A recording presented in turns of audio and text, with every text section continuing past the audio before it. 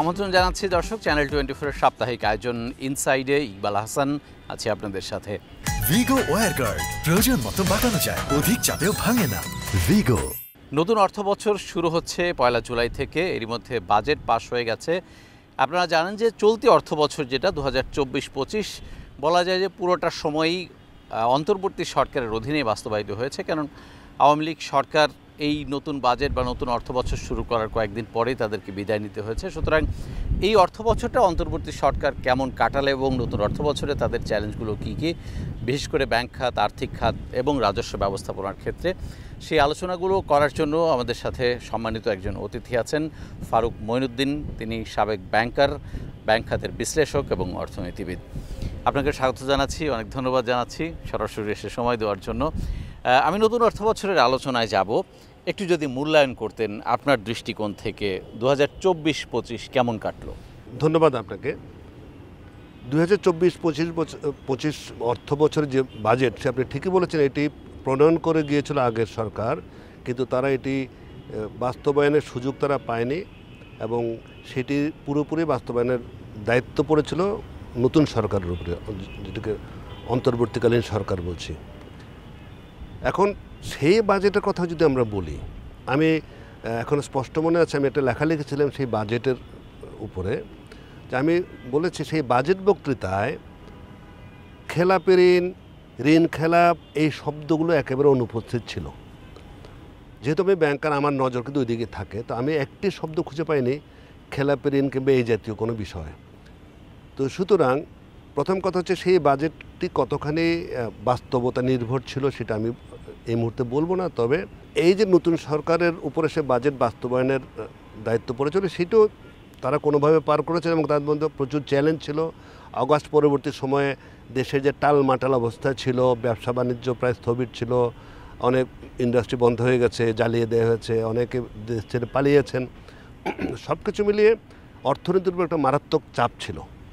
সেই চাপ আমরা বুঝতে পারি যখন আমরা ওই গত বাজেটের যে আমরা সাল তামামি যদি নেই, আমরা সেই সাল তামামিতে দেখা যায় সেই বাজেটে প্রায় অনেক কিছুই অর্জন করা যায়নি, বাস্তবায়িত হয়নি, রাজস্ব বাস্তবায়িত হয়নি, অনেক কিছু বাস্তবায়িত হয়নি, হওয়ার কথাও নয়। সুতরাং সেই দৃষ্টিতে যদি আমরা দেখি, পরবর্তী যে বাজেট তৈরি করা হয়েছে সেটি আবার অন্যভাবে আমি যদি দেখি, আমাদের দেশে সবসময় আমরা দেখেছি সবসময় একটা সম্প্রসারণমূলক বাজেট থাকে, যে আগের বছরের চেয়ে এত % বেশি থাকবে। এই বছরে প্রথম অনেক বছর পর আগের বছরের বাজেটের চেয়ে এবছর কম করা হয়েছে, যদি খুব বেশি কম হয় না, তবু 7,000 কোটি টাকা কম ধরা হয়েছে। সুতরাং সেই ক্ষেত্রে আমরা এটা সম্প্রসারণমূলক বলবো না, কিন্তু আমরা অ্যাট দ্য সেম টাইম এই সরকারের সামনে যে চ্যালেঞ্জগুলো আছে সেই চ্যালেঞ্জগুলো মোকাবেলার জন্য কতখানি সংস্থান রাখা হয়েছে সেটা আমরা খুব দেখতে পাচ্ছি না। আমরা চ্যালেঞ্জের জায়গায় যাব, নতুন অর্থবছর নিয়ে আলোচনা করব, যেহেতু আপনি ব্যাংকার এবং এই দিকে আপনার নজরটা অনেক বেশি থাকে।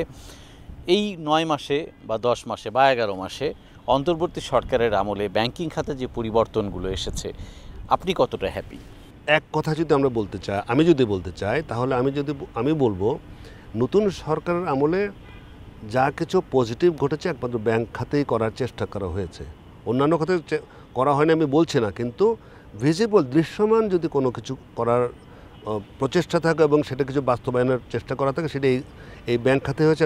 এবং এটি সেন্ট্রাল ব্যাংক, আমাদের বাংলাদেশ ব্যাংকের যে নতুন গভর্নর, তিনি দায়িত্ব নেওয়ার পরে বেশ কিছু দৃশ্যমান উন্নতি কিংবা দৃশ্যমান উনি কী বলবো সংস্কার বলি কিংবা সিস্টেম বলি উনি চালু করেছেন, এবং সেটা আমরা বহুদিন ধরে অনেক কিছু চাইছিলাম। তবে কথা হচ্ছে যে এই জাতীয় কাজের জন্য, মানে যেই অর্থনীতি কিংবা ব্যাংকিং সিস্টেম যেরকম ভঙ্গুর অবস্থায় ছিল, সেটিকে এই অল্প কয়েকদিনে 8-9 মাস 11 মাসের ঠিক করার মতো পরিস্থিতি নেই, কিন্তু পদক্ষেপটা শুরু হয়েছে।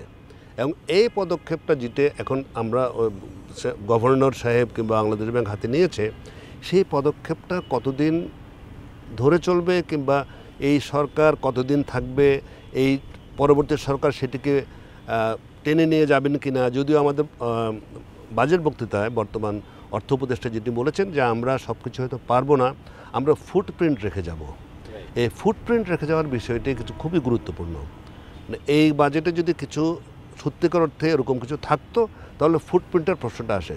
কিন্তু এই বাজেটে তেমন কিছু আমরা কিন্তু প্রত্যেকেই বলেছেন, আমার চেয়ে অনেক বড় বড় অর্থনীতিবিদরা বলেছেন যে খুব বেশি কিছু তারা যে প্রত্যাশা অনুযায়ী পাওয়া হয়নি। যেরকম প্রত্যাশা নিয়ে একটা সরকার পরিবর্তন হয়েছে, যা জনগণের অ্যাসপিরেশন ছিল কিংবা বিশেষজ্ঞদের বিশ্লেষকদের যে যা যা প্রত্যাশা ছিল সেই প্রত্যাশা পুরোপুরি আসলে পূরণ করা যায়নি। এখানে এটা সীমাবদ্ধতাও ছিল, আমি একবারে বলবো না যে মানে সরকারও তো সীমাবদ্ধতা ছিল, সেটা স্বীকারও করেছেন তারা। বাজেট পরবর্তী যে আপনার প্রেস কনফারেন্স হয়েছে সেখানে তারা কিছুটা স্বীকারও করেছেন তাদের সব ব্যাপারে কিছু সীমাবদ্ধতা ছিল, তারা এটা সব কিছু করে উঠতে পারে। আমার ব্যাংক খাত নিয়েই আরেকটা প্রশ্ন, যে এখন আমাদের খেলাপি ঋণ প্রায় 25%, টাকার অঙ্কে সেটা অনেক বেশি আমাদের অর্থনীতির তুলনায়। এই চিত্র যখন আমরা বহির্বিশ্বে উপস্থাপন করি, বা হয়তো এটা আরও বাড়বে, আরও বড় আকার উপস্থাপন হবে, এটা তো ভালো দিক না। এইটাকে আপনি কিভাবে সামাল দিবেন আসলে? এই 11 মাসের ভালোর মধ্যে যে এই খারাপ জিনিসগুলো বের হয়ে আসছে, এটাই কিভাবে বোঝানো যাবে? দেখেন, এটা কিন্তু আমি এখানে আপনাকেও বলছি এবং বিভিন্ন জায়গায় আমি বলেছি যে আপনার এই যে ইলেকট্রনিক মিডিয়ার যেসব কথাবার্তা হয়, বিশেষ করে খেলাপি ঋণ ইত্যাদি বিষয়ে, আমি সবসময় একটা কথা বলি যে এই একটি বিষয় নিয়ে ইলেকট্রনিক মিডিয়ায় রাজনীতির বাইরে যে বিষয়গুলোর মধ্যে ছিল, তার মধ্যে এই একটি বিষয় নিয়ে সবচেয়ে বেশি আলোচনা হয়েছে। শত শত ঘন্টা আলোচনা হয়েছে, কিন্তু কখনোই কিছু ঘটেনি। এবং অতীতের যে 10-15 বছর যে লেগাসি আমরা দেখতে পেয়েছি, আমরা যাই বলেছি প্রত্যেককে আমরা বলার চেষ্টা করেছি যে এখানে কিছু করা উচিত, সেগুলোকে কখনো কর্ণপাত করা হয়নি, বরং আমরা যা চেয়েছি তার ঠিক উল্টোটা ঘটেছে।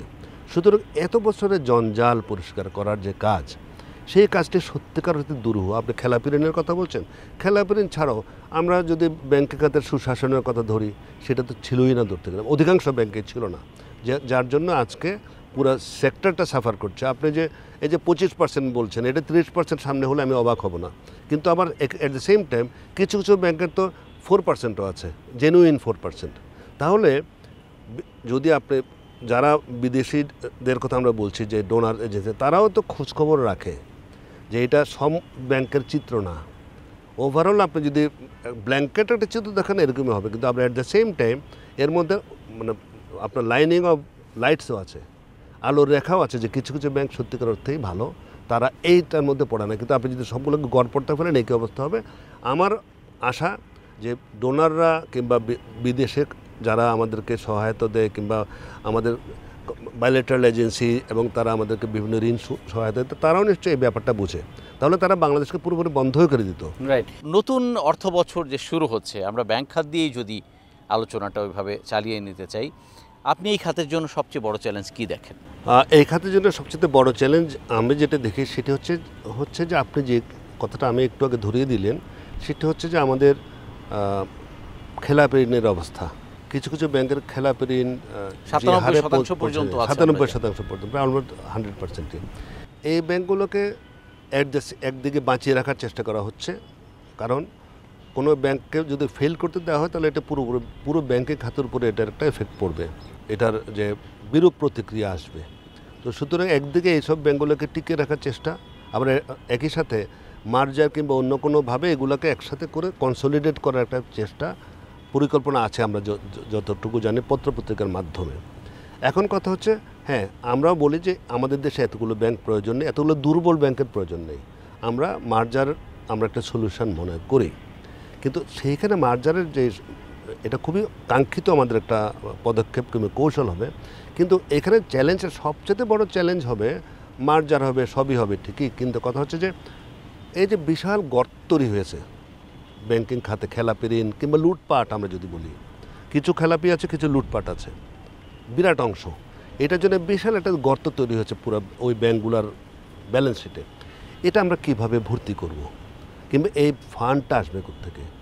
কারণ এই ব্যাংকগুলোকে যদি আমরা টিকিয়ে রাখা হয়, এগুলোকে যদি অন্য অর্থায়নে, বিকল্প কোনো অর্থায়ন থেকে এগুলোকে যদি ওই ক্যাপিটাল দিয়ে তাদেরকে ব্যবসা করতে দেওয়া না হয়, তাহলে এগুলা কখনোই লাভের মুখ দেবে। 100 বছর ধরে তারা ব্যবসা করলেও কিন্তু এই গর্ত ভর্তি করতে পারবে না। এখন তাহলে চ্যালেঞ্জটা ওইটাই যে আসবে যে এই ব্যাংকগুলোর এই টাকাটা আসবে কোত্থেকে?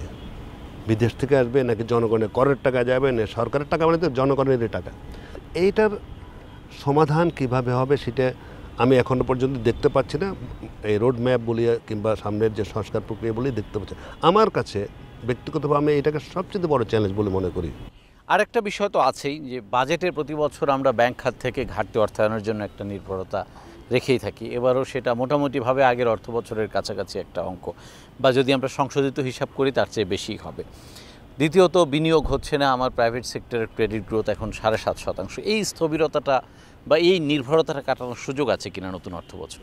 প্রথম কথা হচ্ছে যে আপনি প্রথম যেটা বললেন যে সরকার আমাদের বাজেটে প্রতি বছর ব্যাংকগুলোর ক্যাপিটাল পুনর্ভরণের জন্য যে একটা আমাদের টাকার সংস্থান রাখা, এটি অবশ্যই সরকারি ব্যাংকগুলোকে টিকিয়ে রাখার জন্য। সরকারি ব্যাংকের যে অদক্ষতা, তাদের সুশাসনের অভাব, এই ব্যাপারগুলোর কারণে এই ব্যাপারগুলো ঘটেছে।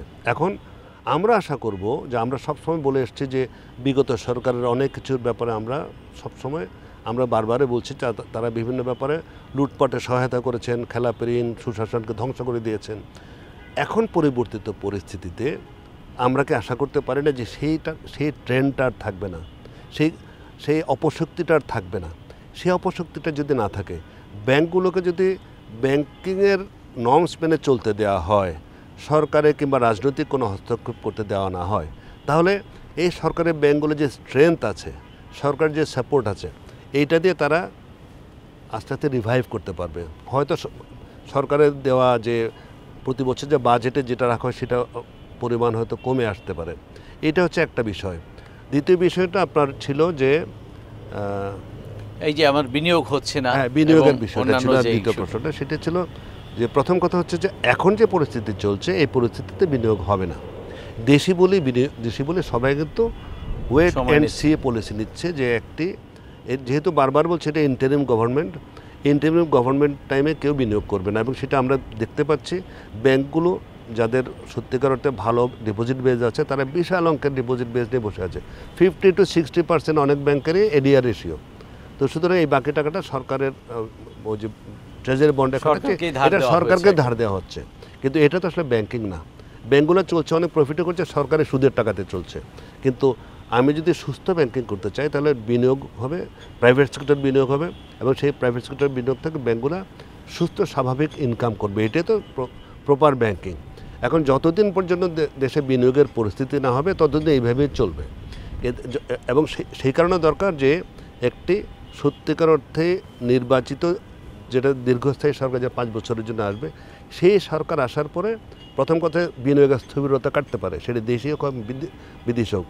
সেকেন্ডটা হবে ওই সরকার অতীতের ভুলগুলো থেকে শিক্ষা নিয়ে ব্যাংকগুলোর উপর কোনো ধরনের প্রভাব বিস্তার করবে, চাপ দিবে কিনা সেটার উপর নির্ভর করবে। সেই সরকার যদি আগের নিয়মে চলে তাহলে কিন্তু আমি সামনে কোনো আশার আলো দেখতে পাচ্ছি না, ফেরার সম্ভাবনা কম।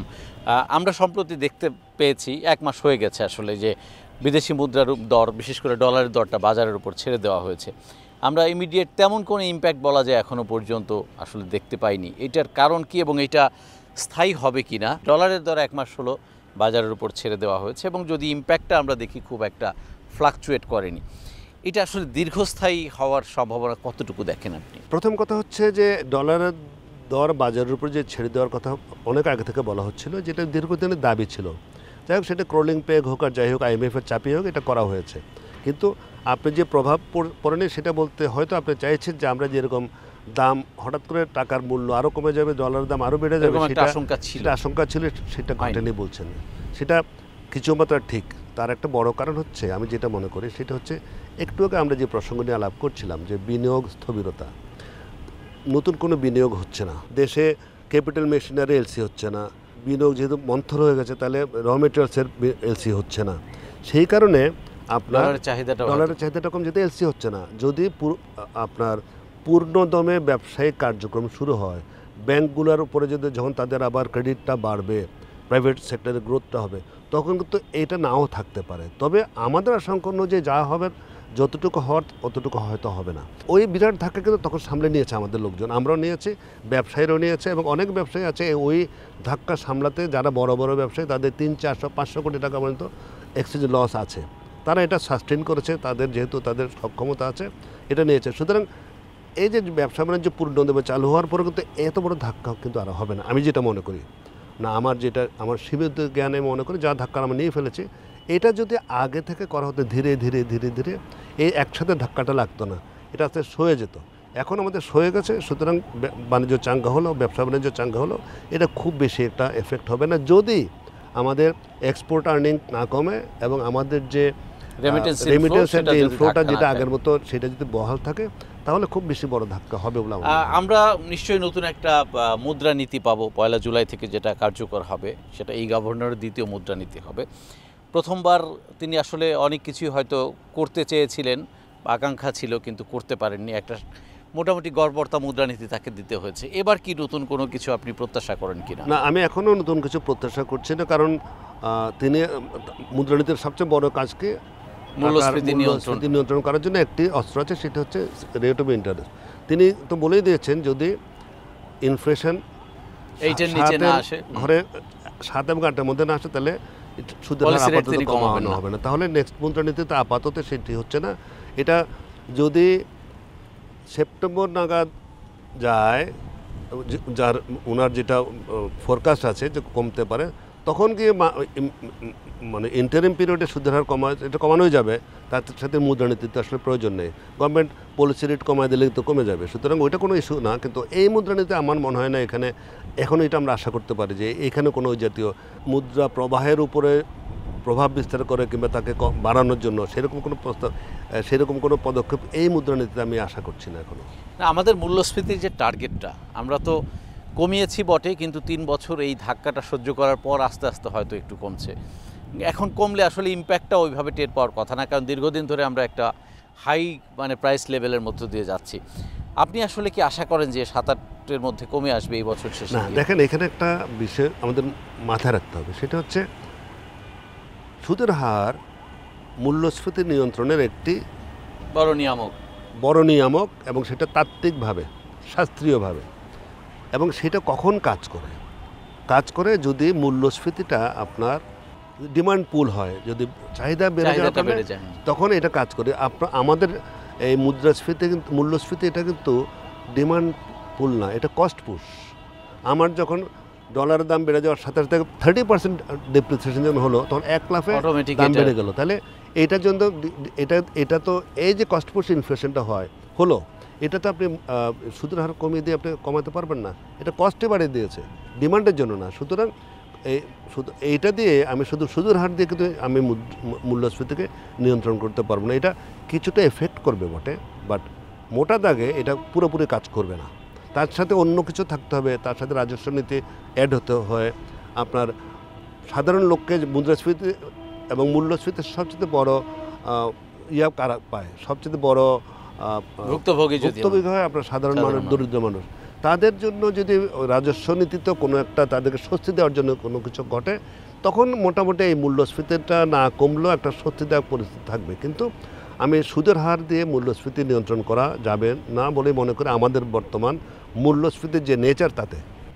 আমার শেষ প্রশ্ন আপনার কাছে, রাজস্ব নীতি নিয়ে কথা বলছিলেন, আমরা বাজেটে দেখলাম যে এনবিআরকে বড় একটা লক্ষ্যমাত্রা দেওয়া হয়েছে এবং যথারীতি সেটার ধাক্কাটা আসলে সাধারণ মানুষের প্রত্যক্ষ করের উপরে দেওয়া হয়েছে। এইখানে কি বদল আসা দরকার বলে মনে হয় কিনা আপনার? এটা কিভাবে কাজ? অবশ্যই এটা বদল আসা দরকার। এটা সবসময় বলা হচ্ছে যে এই যে এই করের উপরে এইটা নির্ভরশীলতা, এটা কিন্তু আমরা দেখতে পাচ্ছি ট্রেন্ডটা কিন্তু কমছে না।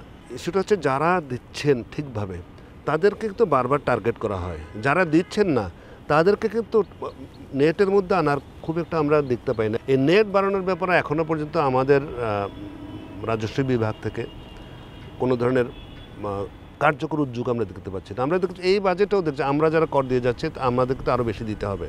ইনকাম সমান থাকলেও গতবারের চেয়ে এবছর কর বেশি হবে কামিং অ্যাসেসমেন্ট ইয়ারে। তার মানে কি যারা দিচ্ছে, যাদেরকে উনি হাতের কাছে পেয়েছে তাদের উপর চাপানো হচ্ছে, যাদেরকে ধরছেন না, ধরতে পারছেন না তাদের উপরে কিন্তু এটা করা হচ্ছে না। এটা অনেক পেশাজীবী আছে যারা ট্যাক্স ঠিকমতো ট্যাক্স দেন। আমি বলতে পারি ডাক্তার, লয়ার্স, বড় বড় ডাক্তাররা তারা সবাই প্রাইভেট প্র্যাকটিস করে হয়তো দিচ্ছেন, কিন্তু প্রকৃত করটা তারা দিচ্ছেন না। রাইট, নিশ্চয়ই আমরা সেই প্রত্যাশা করব। অনেক ধন্যবাদ আপনাকে। আমরা আজকের আলোচনা এখানে শেষ করতে চাই। ধন্যবাদ আপনাকে। দর্শকের সাথে শেষ করছি আজকের মতো ইনসাইট। ভালো থাকবেন আপনারা সবাই।